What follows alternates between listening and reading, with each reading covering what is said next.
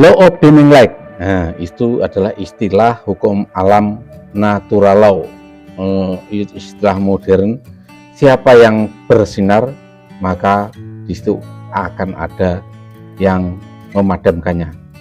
Dan ini benar sekali kawan-kawan.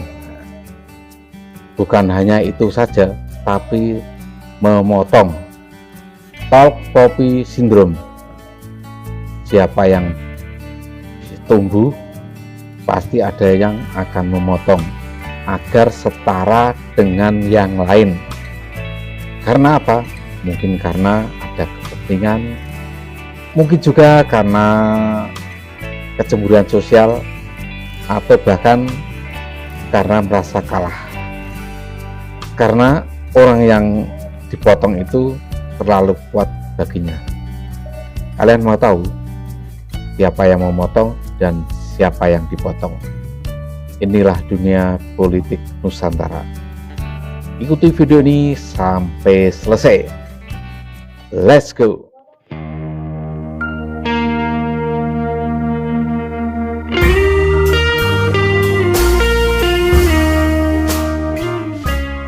Tentu kalian tahu sendiri kan perjalanan dari seorang presiden nomor 7, Joko Widodo. Nah, saat ini Joko Widodo adalah presiden yang sangat kuat.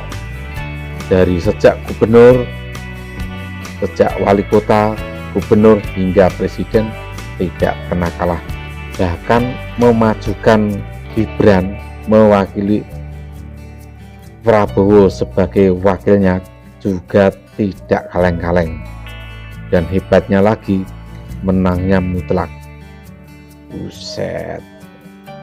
Dan inilah plot twist sebenarnya yang akan terjadi. Sehingga kekuatan Jokowi ini akan dipotong secara langsung oleh musuh-musuh Pak Jokowi. Aduh, mau memotong Pak Jokowi, mendingan memotong ayam saja lah. Kalau ayam kan enak, bisa digoreng, kan bisa dibakar, dimakan rame-rame. Kembali ke inti ya, Jokowi ini terlihat ingin dipotong karena kekuatannya.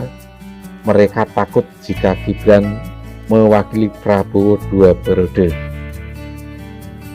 Dan itu memotong itu adalah cara terakhir atau saking judeknya yaitu melayangkan gugatan ke MK oleh 2 advokasi yang menurut dugaan saya ini adalah suruhan dari orang-orang yang berkepentingan, yaitu mengubah Undang-Undang Nomor 7 Tahun 2017, di mana itu tentang syarat presiden dan wakil presiden. Nah, gugatan ini ingin menambah aturan bahwa keluarga Jokowi tidak boleh ikut atau keluarga presiden. Nah, kalau presiden yang lain nggak tahulah, bisa saja jika yang jadi calon itu anaknya Megawati, ya, anaknya SBY, atau anaknya mantan-mantan yang lain, mungkin tidak akan seperti itu. Tapi kalau Jokowi, kenapa mereka ingin memotong? Inilah turbulensi politik di negeri ini. Dan yang menjadi pertanyaan, jika saja gugatan itu dikabulkan, kemudian siapa yang akan berpesta? Kalian pasti tahu sendiri kan, saat ini sudah ada partai yang menawarkan diri mendukung Prabowo 2 periode. Kenapa Gibran tidak diikut sertakan seperti arahan dari Jokowi? Waduh, ini sudah mulai berani nih sama Jokowi. Bahkan ada salah satu partai yang ingin mengajukan ketua umumnya mendampingi Prabowo menjadi wakil presiden. Wah, ya kan? karena saat ini Prabowo Subianto menjadi magnet kuat tiada tanding, sehingga yang menjadi incaran kursi wakilnya. Dan yang mendukung saat ini bisa aku sebutkan ya, kalau mungkin ada kekeliruan bisa diralat. Yang maju ini adalah partai PKB. PKB sendiri oleh ketua umumnya Caimin menawarkan diri untuk mendukung Prabowo 2 periode. Nah, ini galaunya anak abah nih. Karena kemarin si Caimin ini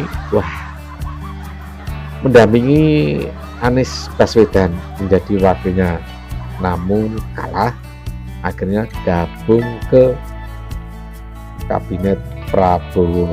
Waduh, ini mengkhianati anak abah nih. Wih, gimana wih anak abah? Itu Caimin masih konsisten mendukung Prabowo Gibran, mendukung Prabowo 2 periode. Siapa tahu jadi wakilnya ya kan Caimin ya, kayak gitu lah. Ya ini sangat jokes-jokesnya lucu sekali Caimin.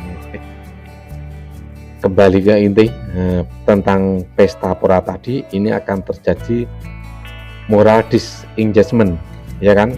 Kemudian ini namanya Schaden Freude, yaitu berpesta pora di penderitaan orang lain.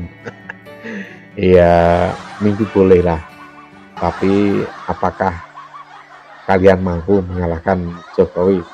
Karena bagaimanapun juga serangan ke Jokowi itu bertubi-tubi, tapi saya rasa masih sangat kuat.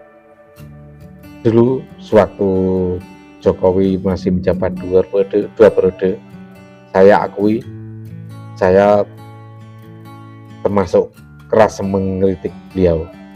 Namun akhirnya saya mengakui setelah gandengan tangan dengan Prabowo Subianto ini, terlihat sekali bahwa Jokowi ini ternyata merah putih seperti apa yang diinginkan Prabowo Subianto. Bagaimana menurut kalian semuanya? Jika kalian suka dengan video ini, silahkan like, komen, dan share.